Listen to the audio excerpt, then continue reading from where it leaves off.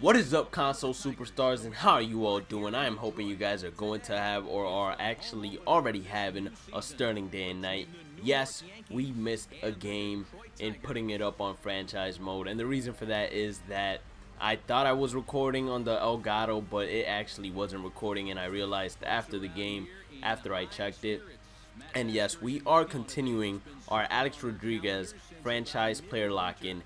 And since he is retiring now from the MLB after getting released, or he is getting released from the Yankees on Friday, which is most likely tomorrow, depending on when I upload this, it is of great pleasure that I bring to you guys the first official, I want to say, Alex Rodriguez farewell tour series on YouTube, especially on MLB 16 The Show, and especially on Alex Rodriguez. So let's get right into it, guys. It's overall, in my opinion, I feel happy for the Yankees organization that they're moving forward and they're going to let their young guys play.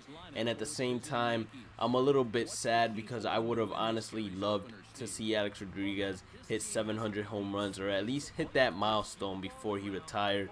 But hey, you don't get everything you want, and you definitely don't get everything you wish for, and I think we see that now with Alex Rodriguez and the Yankees, and we are playing third base for this game. So let's get right into it, guys. So we have a runner on first, 0-0, and we're just trying to get on base here, probably hit a double if we can, and we hit that right into the gap. I'm pretty sure that that is either Brett Gardner or Jacoby Ellsbury running there. And could we get a triple with Alex?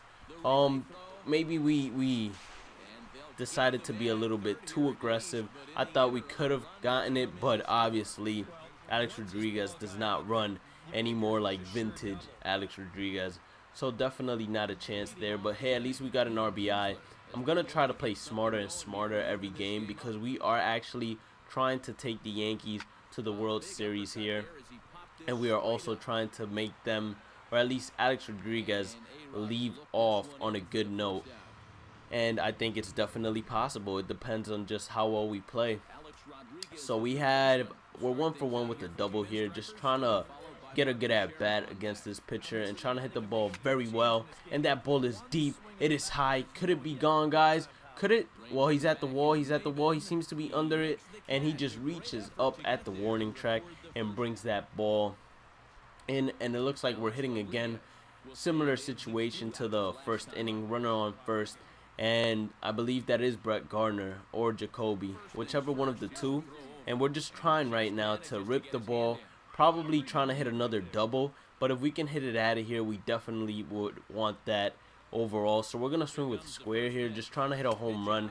They throw an outside pitch here because they are scared of the runner getting into scoring position. You don't want to make this game any bigger than what it already is. You want to keep it tight, but we're going to make sure we break off, or at least we wanted to break up the tightness of the game.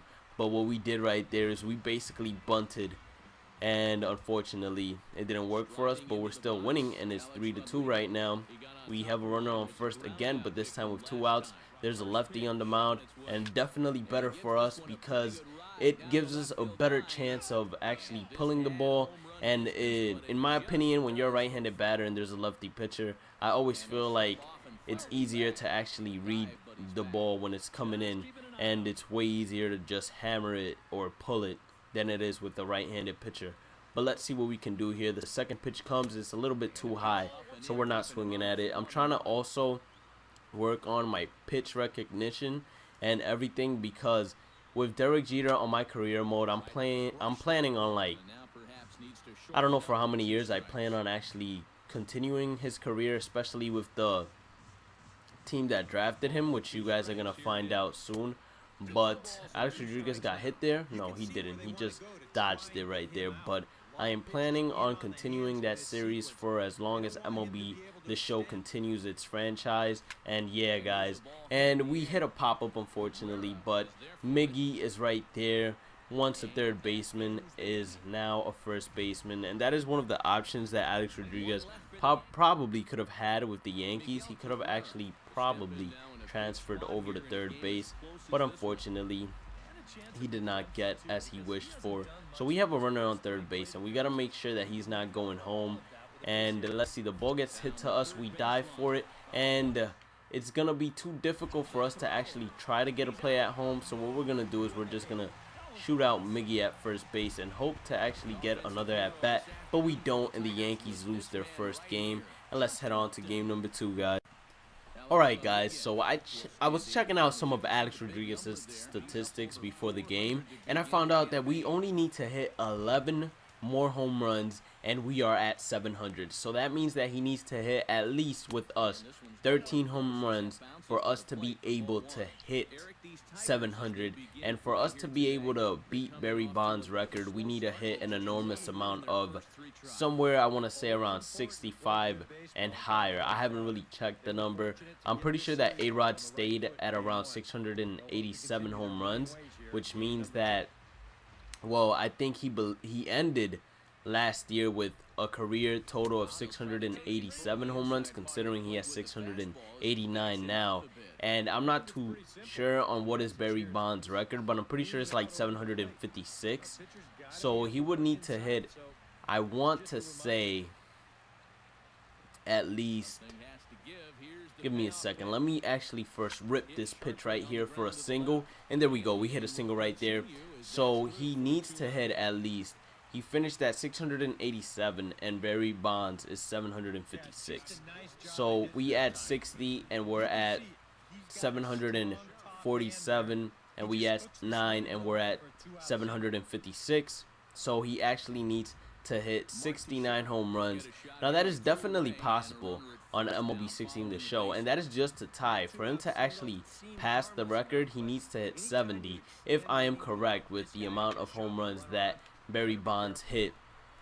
So it is definitely possible for us to be able to hit 70 home runs, and that is going to be my goal in this series, to actually hit 70 home runs. And in Alex Rodriguez, in his farewell, basically in Alex Rodriguez's farewell and farewell season, we want to reach and we want to break the milestone that I think he has been chasing ever since he hit his 600th home run. He never expected to actually be banned for a year, but I mean, come on, A-Rod, after you get caught 3 times, it's expected in my opinion. So we're swinging at low pitches, and we need to work on that. We need to work on pitch recognition, and we need to work on basically trying to hit the ball the best that we can and just swinging at strikes.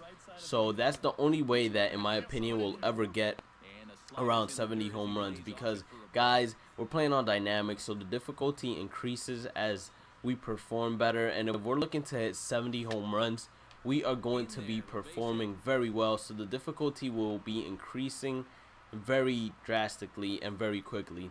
So right there, we hit a base hit, definitely what we wanted to do. We have runners on first and second. We lost the first game that the Yankees have lost all season yesterday, so we're not trying to make it a losing streak. We're actually gonna try to get on top and score some.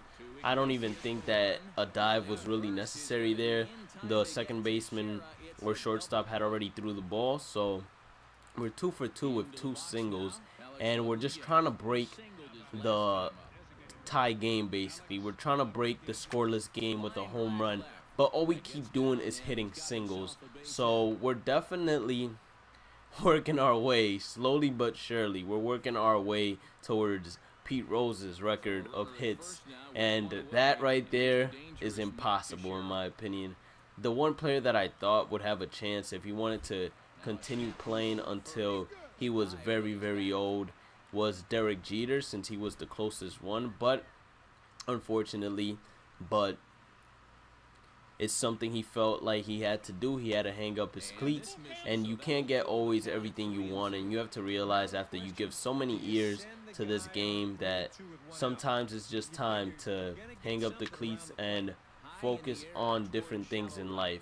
So he hits a fly ball to Martinez right there, and we're just going to return to first base because there is no way we could actually run on a fly ball right there. And let's just hope that Brian McCann actually shows some power. He has actually been cleared, and he is able to get traded by the Yankees. So I think the Yankees aren't going to actually pull the trigger on trading him until they actually get a team that is contending and needs a catcher, and they need one really bad. Once they find a team that needs that, I think they'll trade McCann for some prospects and everything, because we already have Gary Sanchez actually doing most of the catching. So I think Gary Sanchez is going to be a great player. They signed him at the age of 16, and he has been playing nothing but baseball since the age of 16. So imagine that, guys. Imagine that. Alright, 0-2 count. We're behind on the count. Runner on first, 0 outs.